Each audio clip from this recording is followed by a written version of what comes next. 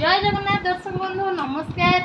आज चैनल को स्वागत करछु। आमे पीहू आ मामा आज पीहू मामा जाइतिले तांकर दशहरा सेलिब्रेशन करिया पे। मामा तुम दशहरा सेलिब्रेशन करलो कि स्कूल ले? हां। केमिति सेलिब्रेशन करला मो धन?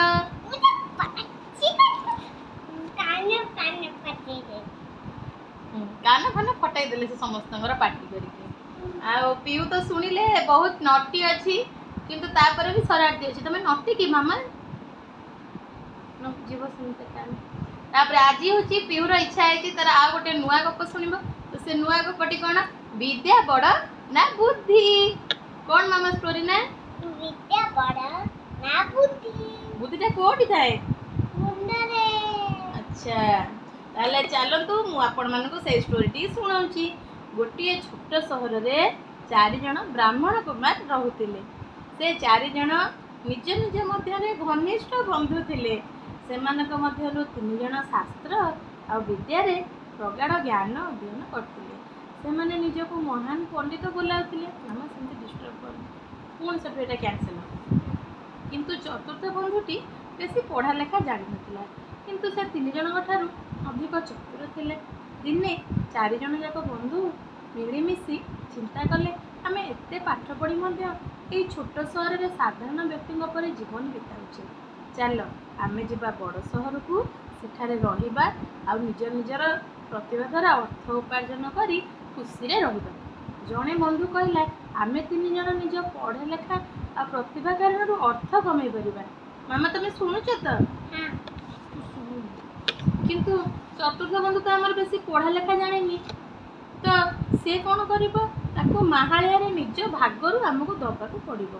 तेणु ताको आमे एठारे छाड़ी चलो 3 जण विदेश को जिबा।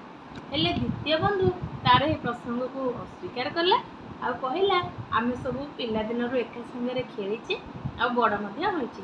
एपरि करबा ठीक हेबनी। दुख सुख रे जन जनकर भागीदार हेबा। शेष रे से माने कम लेखा पढ़ा बंधु को मध्य से मानक संगरे कोन कले मामा नेले ना नेलेनी? नेले से मानक संगरे नै सहर अभिमुखे बाहरी पड़िले।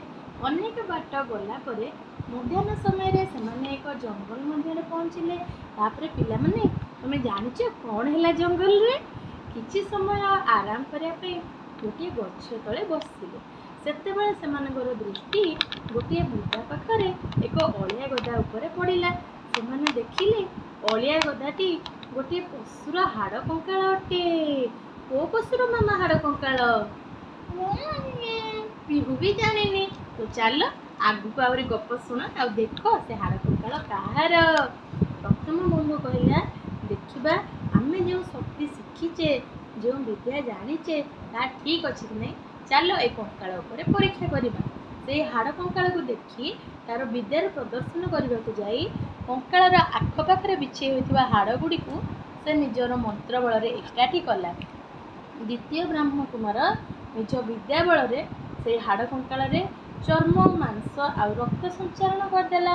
तापर मामा कोन हेतिबो? किछि जानिन तमे। सतबेले तृतीय ब्राह्मण कुमार निज विद्या द्वारा ता देहरे जीवन संचार करबाक लागिला। किंतु चतुर्थ बंधु कोन कहि उठिला? मुख बंधु हेले मध्य से बुद्धिमान थिला। कहि उठिला रहि जा बंधु माने प्रथमे देखिनियो जे एहा की प्रकार जीव। चतुर्थ बंधुर एपरि प्रश्न द्वारा 3 जण ताड़कू आश्चर्यजनक दृष्टि रे चाहिबाक लागिले। चतुर्थ जनक कहिले बंधु माने एहा एक सिंह अटे। एहा को जीवन दान देले से जीवन पाइया परे खाइबा को खोजिबो एवं प्रथमे आम मानकू ही खाइ देबो। ताहार कथा सुनी तृतीय ब्राह्मण को क्रोध आसिला। केमिति मामा क्रोध आसिला? केमिति से रागी गला? केमिति रागी गला? से कहला हे मुख ए 2 जण निज निजर चमत्कार देखै साले। मु कोन मो विद्या को एपरि विफल होबाकू देबी? जदि सेमिति हुए किछि समय अपेक्षा कर। चतुर्थ बंधुटी एहा कही गोटे गछ उपरकू चढ़ीगला। तृतीय बंधुटी निज विद्यारे सिंह शरीर रे जीवन देदेला बा प्राण संचार करदेला। जीवन पाइबा क्षणी सिंह एक गर्जन करी 3 बंधु को पादरे माड़ी बसी गोटे पर गोटे खाइबाकू लागिला।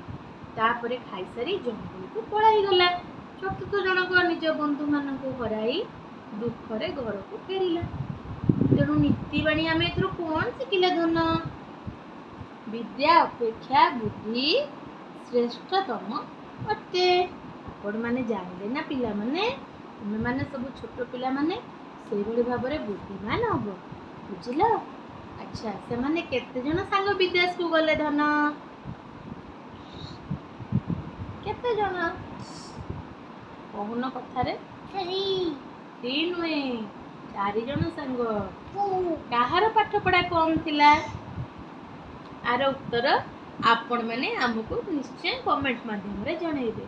ଆଜିର କାହାଣୀ ଯଦି ଆପଣମାନଙ୍କୁ ଭଲ ଲାଗିଥାଏ ତାହେଲେ ଆମ ଓଡ଼ିଆ ଘରର କାହାଣୀ @ଓଡ଼ିଆଣୀ94 କୁ ଚ୍ୟାନେଲଟିକୁ ଆମର ଆପଣମାନେ ଲାଇକ୍, ସେୟାର ଆଣ୍ଡ ସବସ୍କ୍ରାଇବ୍ କରନ୍ତୁ ଏବଂ ଆଗକୁ ଆମେ ଆପଣମାନଙ୍କୁ ଆହୁରି କିଛି ନୂତନ ଭିଡ଼ିଓ ଆପଣମାନଙ୍କ ସହିତ ସେୟାର କରିବୁ। Thank you. ରହିଲୁ, ନମସ୍କାର, ଜୟ ଜଗନ୍ନାଥ। ପିଉ ମାମା ନମସ୍କାର କରିଦିଅ। ନମସ୍କାର। ନମସ୍କାର ଫ୍ରେଣ୍ଡସ୍, ଟାଟା।